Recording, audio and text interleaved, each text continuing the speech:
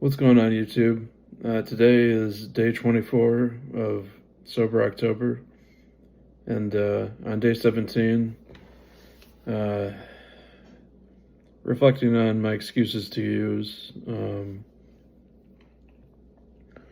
Excuses I came up with were I never did this, I never did that, I never tried this, I never tried that.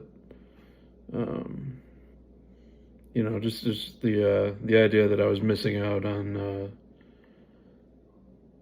things that I've never experienced. Like I've never had milk and whiskey together. I never tried that before. So that's like in my addict mind, I'm like, oh well, that's a reason for me to continue drinking, right? Because there's things I haven't done yet, right? There's songs I haven't listened to yet. There's people I haven't met yet, which is, it's cunning, baffling, and powerful. It's the way I justify it in my head. Reasons not to. I want to maintain friendships that I have. Those are important to me. My health. I'm concerned about, getting cirrhosis and becoming diabetic.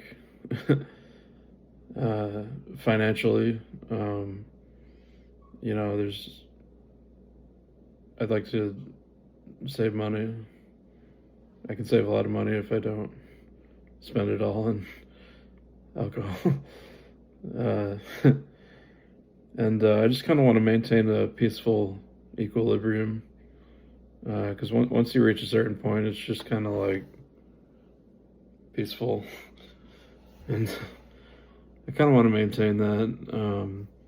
Another thing, I just at work, I want to be respected and trusted. Because if you've ever had a job where you're not respected and trusted, it really really sucks. So I want my employer to trust that I'm gonna do the job that I'm supposed to do, and yeah, I just want to be respected at work and trusted at work.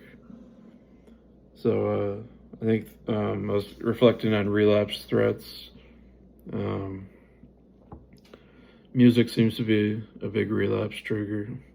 Uh, Amy Winehouse, Jimmy Buffett, like any country music, drinking music. Frank Sinatra makes drinking music, you know. Yeah, so drinking music seems to be a huge trigger. Um, yeah, comedians, music and comedy seems to be a big trigger. Um,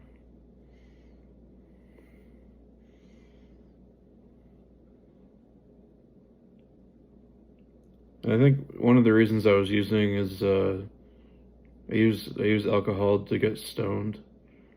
Um, because my drug of choice, my first my first and greatest love was marijuana, and I'm definitely a marijuana addict, and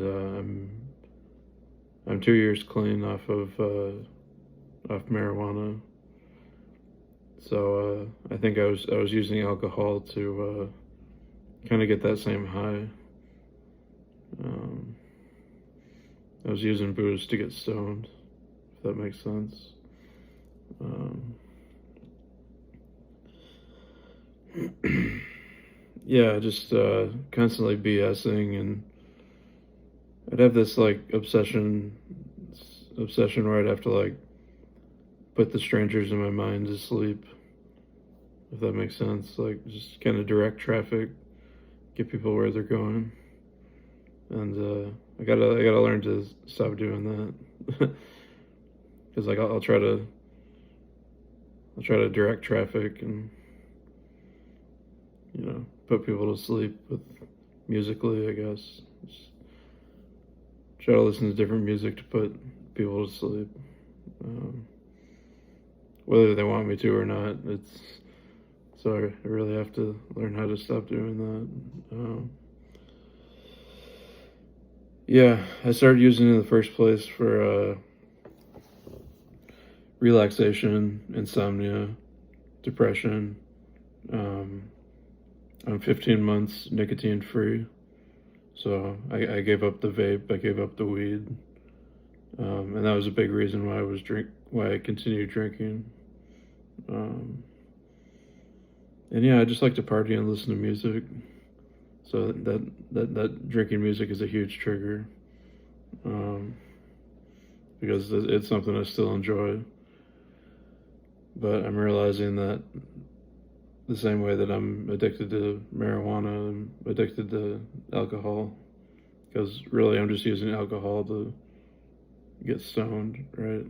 So, and towards the end, before I began this journey, it was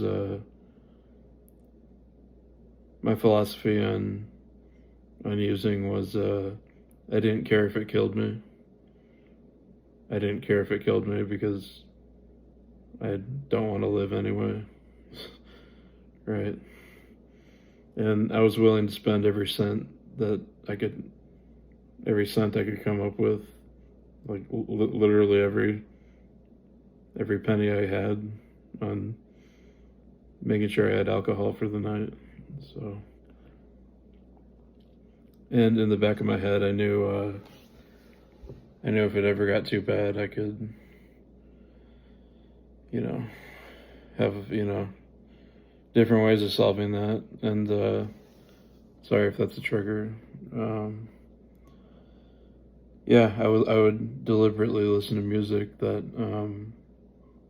enabled me to continue.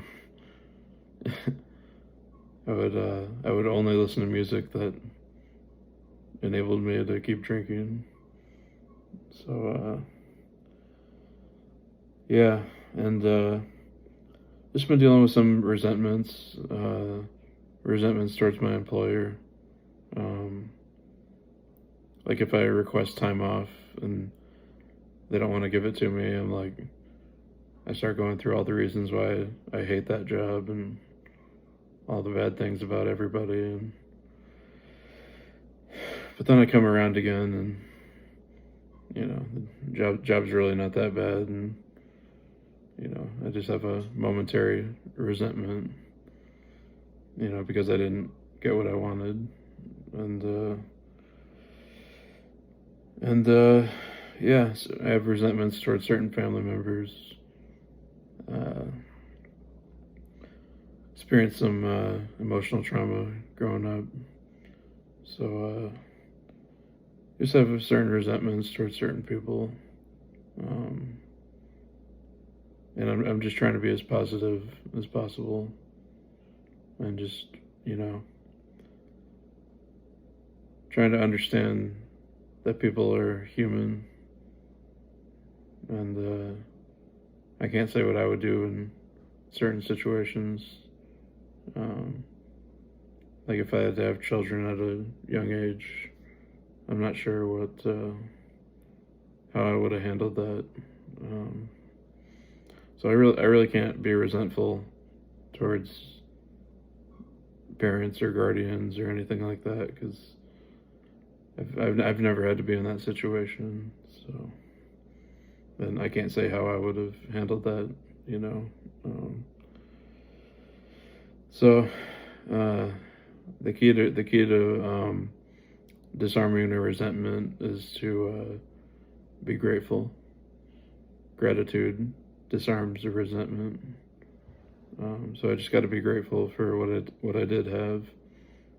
Don't dwell on what I didn't have, and just be grateful. That I didn't have the worst of anything. So I didn't have the worst of anything, and there were a lot of positive things, and then I was given a lot at a young age. So for that, I'm grateful, and yeah. So that was day 24 for me. In case anybody's wondering, I'm still doing sober October. Got to make it to 30 days, and I'll probably continue. I think this was really beneficial. This was a good use of my time. If only temporary. Even if this experience is only temporary, only 30 days, it was still extremely useful and beneficial, and for that I'm grateful. So if anybody likes this kind of video, make sure you like, comment, and subscribe. And with that being said, namaste. Peace out.